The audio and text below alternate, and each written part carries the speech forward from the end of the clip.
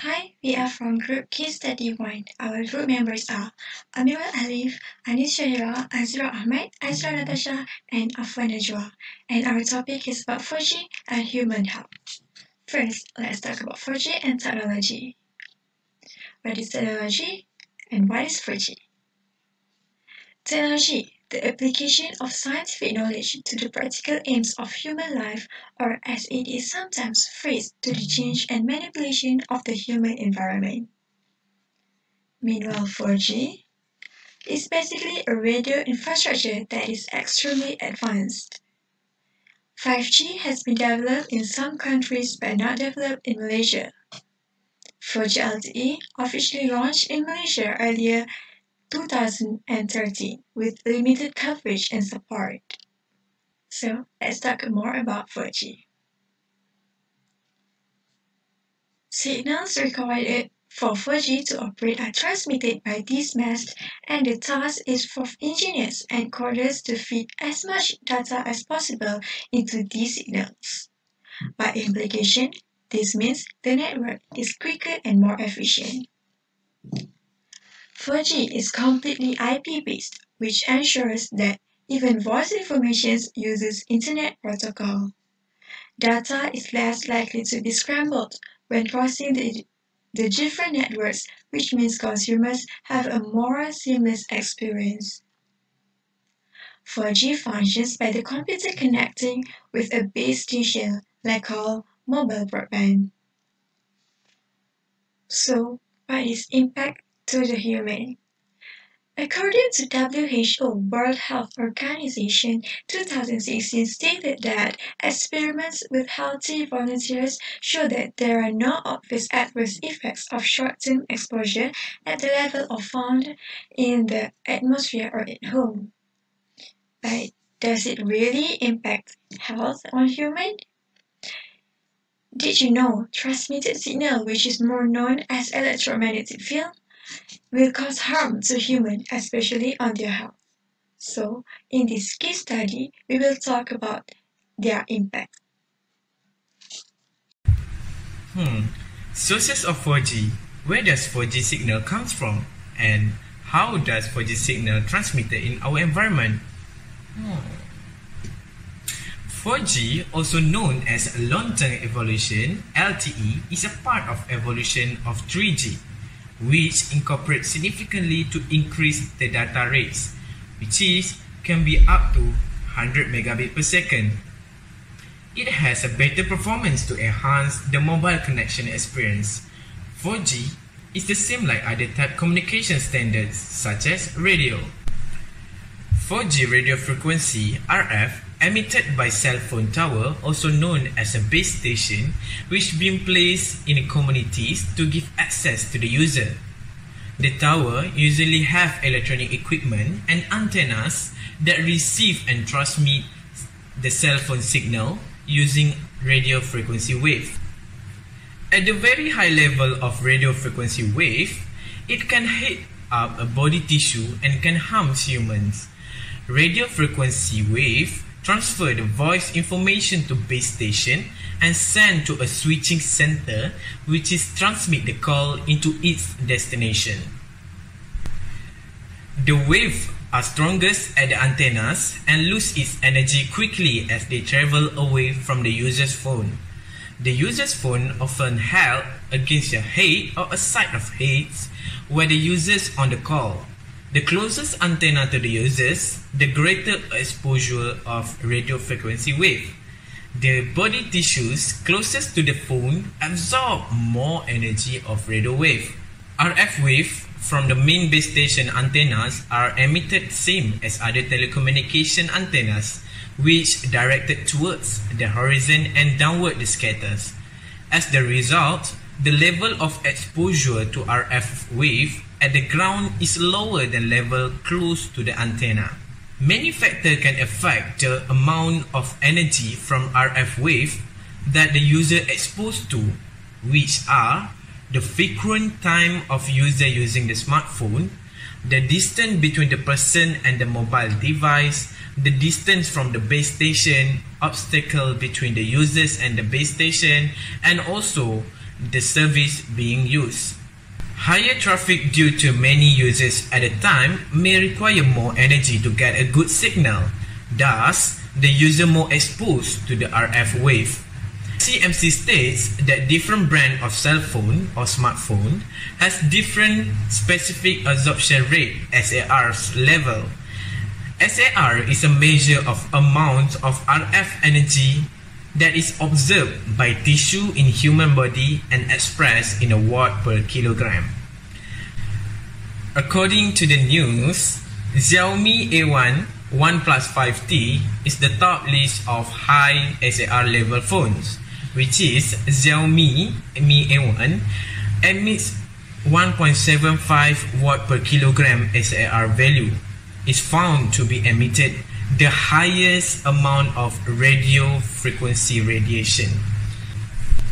So, which brand and how much SAR level that your smartphones emits? Let's proceed to the main point of this discussion. I will explain the effect of 4G on human health. First and foremost, long exposure of 4G to child will affect the brain development. A mobile phone kept again a child had exposed deeper brain structure to higher radiation exposure per unit volume compared with an adult. This is because the skull thickness of adult is approximately 2 mm, while the skull thickness of 5 years old is approximately 0.5 mm and 1 mm in 10 years. At the end, this will cause children having growth problem like verbal problem, speech delay and lower visuomotor coordination. Next problem occur due to 4G is risk of cancer. It is very concerning, especially for young children. In 1993 to 1999, Korean researchers had included 1,928 children with leukemia and 956 children with brain tumor. Additionally, there's a study shows that group living within 20 km from AM radio transmitter, the risk of leukemia was 2.15 times higher than in the group living more than 20 km away. Other than that, a study was done regarding multifocal breast cancer in young women with prolonged contact between their breast and their cellular phone. And there were 4 cases of breast cancer of women ranged from 20 to 40 with no breast cancer history in family. Furthermore, issue of 4G exposure on male fertility has also been reported. There are considerably lower sperm count and significantly impaired sperm, motility and morphology, including mitochondrial DNA damage, in men who hold cell phone in their trousers pocket. In general, as in long-term exposure, the sperm and Leydig cell count decrease significantly, indicating that prolonged cell phone use may be dangerous for fertile male, particularly adolescent men. After we had knew about how the 4G will affect on human health, we come up with possible solution that will reduce the radiation. This solution is divided into 2 parts, which are personally and technically.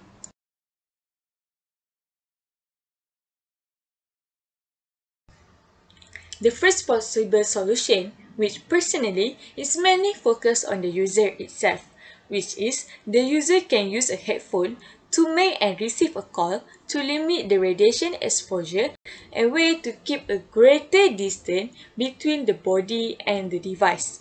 Besides that, people are advising to write a text message rather than make a phone call when the reception poor, as the weaker the connection, the faster the electromagnetic field works on their smartphone.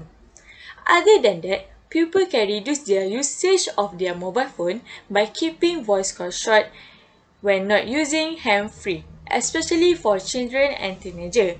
It is because with the lighter body weight, the radiation is more damaging, especially to the brain. It weakening the blood-brain barrier. People also can use wireless devices such as wireless computer network and audio-visual transmitter. Last but not least, people should equip themselves with a mobile phone that has a lowest possible specific absorption rate (SAR) of microwave radiation.